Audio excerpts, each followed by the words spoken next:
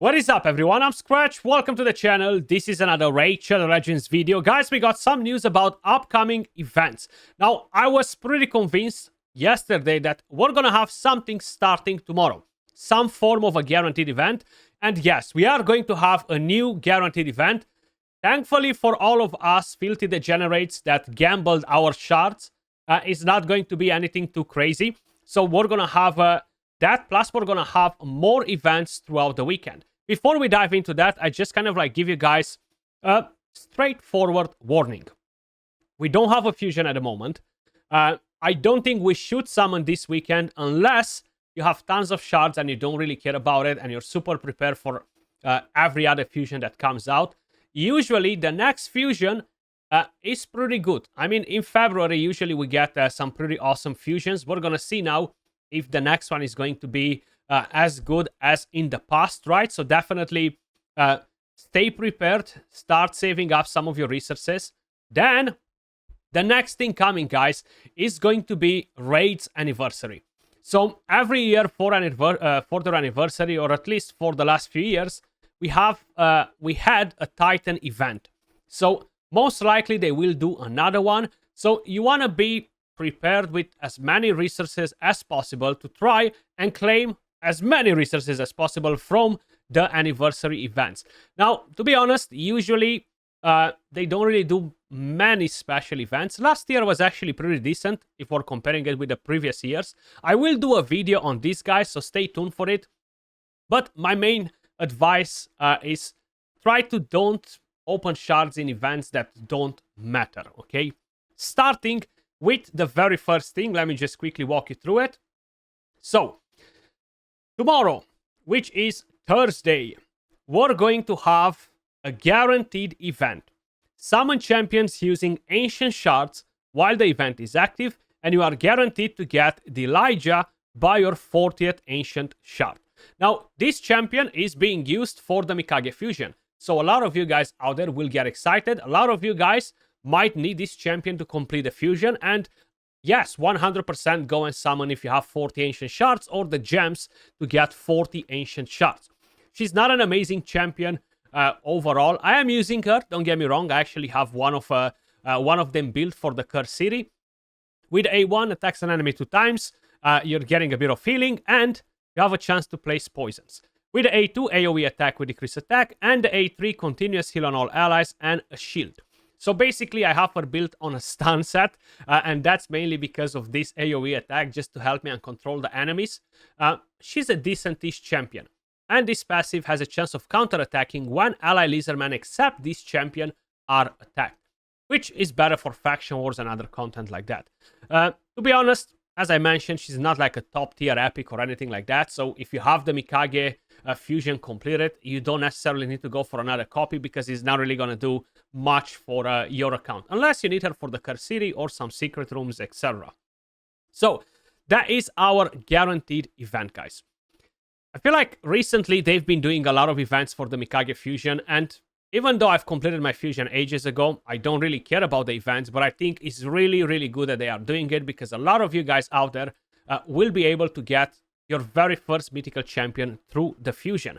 And honestly, Lady Mikage is absolutely amazing as a champion, 100% worth it. Even if you would have to go on guaranteed for every single epic that they've put in the past for the Mikage fusion, she's still worth it. That's how good she is, basically, right? Chimera, Hydra, Clan Boss, Arena, Dungeons, like you name it, she'll get it organized for you. She's absolutely amazing. Then moving on to the next thing. This Friday, January 24th, they're planning to launch 2 events simultaneously. They're planning to launch a 2x event to summon epic and legendary champions from ancient shards. So you've heard that right. The chances will double, 16% for epics, 1% for legendaries. Now, one thing to keep in mind, guys, ancient shards are honestly not worth buying for pretty much anyone, okay? Even if you're brand new to the game, if you're a massive spender, it's still better to purchase primals or other shards that will have a chance to give you mythical champions and stronger champions, right? The thing is, there's so many legendaries that you can summon from ancient shards that are just not really bringing any value to accounts, especially in the end game.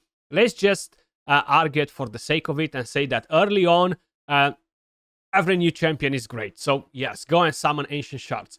But me, I wouldn't buy Ancient Shards, right? No matter what, unless I'm super desperate to complete a guaranteed event for a good champion, or for whatever reason I might desperately need them to complete something. But that's about it, right? Then, on top of it, we're going to have a 10x chance to summon Knave of Hearts from Ancient Shards. This event will only last for 48 hours, right? So it will end one day prior to the 2x ending.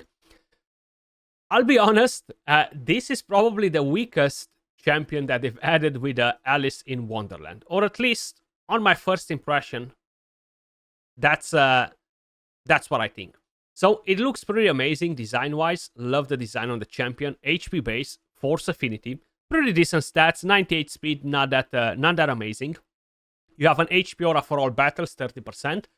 With the A1, attacks one enemy 2 times. Each hit has a 30% chance of placing a provoke debuff for 1 turn, and each hit also heals the ally with the lowest HP by 3% of this champion's max HP. So the provoke is not bad. Fully booked will get to a 50% chance, and considering that is a double hit, is actually a pretty good chance to provoke. The A2 will attack all enemies on a 3-turn cooldown fully booked, and will have a 100% chance to steal 2 random buffs from each target. Then will place a continuous heal buff on all allies except this champion for 2 turns, and will place an unkillable and a taunt buff on this champion for 2 turns. So you're getting a taunt champion on a 3-turn cooldown that also places unkillable on itself. Okay. Then the A3 on a 4-turn cooldown swaps HP with a target enemy and places a 100% heal reduction on that enemy for 2 turns. This debuff cannot be removed, transferred, or have its duration decreased by enemies. So the heal reduction is not bad. Swapping the HP with a target enemy, once again, is not bad. Then equalizes the HP level of all allies. The HP level of all allies will be brought up to the level of the ally with the highest HP and will place an increased defense on all allies for 2 turns. So think about Astrolith, right? Astrolith with the A3 basically drops the HP by a specific amount, or swaps it, if I remember it correctly, right? Swaps the HP. So if he Knave of Hearts is low on HP, you're gonna basically try to target a enemy with the highest HP and then equalize the HP on all of your team. It can be decent, but to be honest, it's nothing like, wow, something to be like, oh my god, this champion is gonna be so great in this specific content, right? Unfortunately, it's not really ringing any bells, right? With a passive, at the start of each champion's turn, fully restores this champion's destroyed max HP, and when attacked, destroys the attacker's max HP by 20% of the damage received, stacking up to 50. So this can be good, basically, versus the Scarab King, but to be honest, I feel like we have plenty of champions that can get the job done versus the Scarab King. That's what we have in terms of events. I'm not tempted, to be honest, to summon this weekend. I'm not going to summon this weekend at all, actually. Even though it's a 2x on Ancient Shards, it's fine. I'm going to start building up my shard reserve for the next fusion, or for the anniversary event, whatever is more intriguing and offers better rewards. But as usual, appreciate all of you guys watching. Much love, and I'll catch you all in the next one. Peace.